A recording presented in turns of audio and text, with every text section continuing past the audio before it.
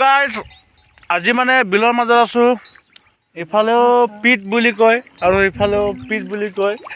তো গাইজ মানে দুই চাইডে পাৰ আছে, মাজতে আছোঁ। আমি কোনে কোনে আছোঁ আপোনালোকক অলপ দেখুৱাই দিম। তো মোৰ লগত আছে এইকেইটা দুজন, পিছফালে বৌ, এইফালে আৰু এজন হাই হেল্ল' হেল্ল' কৈ আছে। বাকী বলক গাইজ গৈ আছোঁ, এফালে অলপ ঘূৰিব আহিছিলোঁ আমি, তাকে অলপ আপোনালোকক দেখুৱাই দিলোঁ।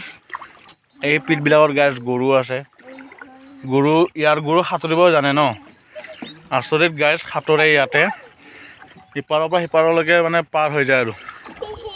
তো গাইজ মই তামোল খাই আছোঁ, আৰু ভয়ো লাগে গাইজ, ভূমিকম্পহে নিলে।